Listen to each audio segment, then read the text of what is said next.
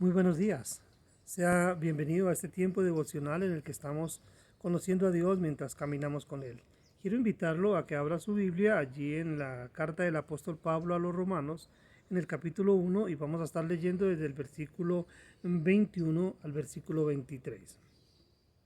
La palabra de nuestro Dios dice de la siguiente manera: Pues habiendo conocido a Dios, no le glorificaron como a Dios, ni le dieron gracias, sino que se envanecieron en sus razonamientos, y su necio corazón fue entenebrecido.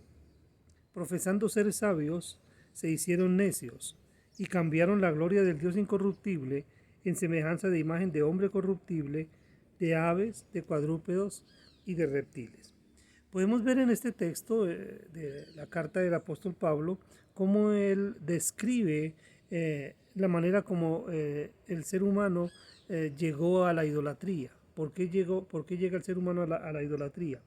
El ser humano llega a la idolatría, y cuando hablamos de idolatría estamos hablando de esta conducta del hombre en la que determina darle alabanza y adoración a la creación antes que al creador.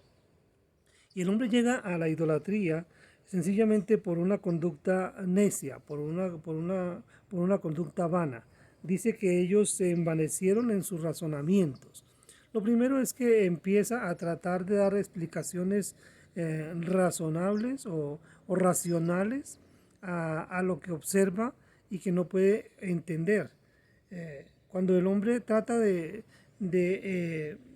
encasillar a Dios, cuando el hombre trata de meter a Dios dentro de unos límites que él pueda entender o que pueda manejar, entonces reduce a Dios, y en esa reducción que hace de Dios lo lleva a ubicarlo dentro de algo que esté al alcance de su razón. Pero lo más sabio que podemos hacer es reconocer nuestra limitación y darnos cuenta que Dios está más allá de nuestros límites y que realmente no vamos a poder conocerlo en toda su magnitud. Pero aunque no podamos conocerlo en toda su magnitud, podemos conocer lo que Él ha querido revelarnos. Por eso vemos que lo primero que el hombre hace para ir a la idolatría es que se envanece en sus razonamientos. Y también dice que su necio corazón fue entenebrecido. El corazón del hombre, por causa de esos razonamientos, se llena de tinieblas, y entonces termina por apartarse totalmente del tipo de conducta que es agradable para Dios. Y pensando que es una conducta sabia, dice que profesando ser sabios, se hicieron necios. Y entonces aquí es donde da el giro de conducta del hombre que lo aleja totalmente de Dios. Dice que cambiaron la gloria del Dios incorruptible en semejanza de imagen de hombre corruptible, de aves, de cuadrúpedos y de reptiles.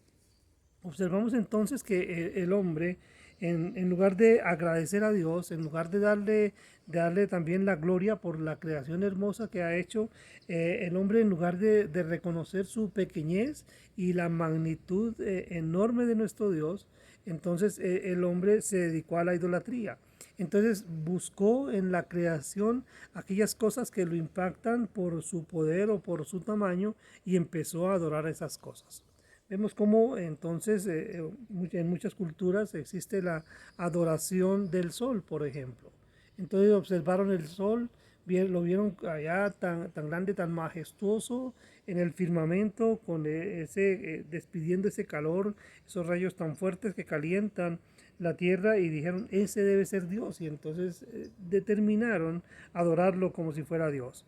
Algunos también lo hicieron con la luna, tal vez al observar a la luna en la noche y ver cómo ilumina la faz de la tierra de alguna manera, y entonces dijeron, no, esta también debe ser Dios, y empezaron a adorar a la luna también como a Dios.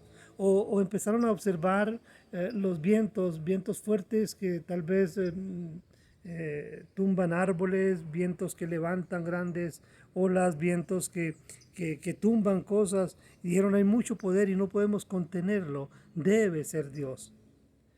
Algunos también observaron de pronto las tormentas, los rayos y la fuerza, la lluvia, la naturaleza como que está fuera de control. Dijeron, hay alguien que está produciendo esto. Debe ser el Dios de la lluvia, el Dios de la tormenta, el Dios, el Dios que controla esto es alguien especial.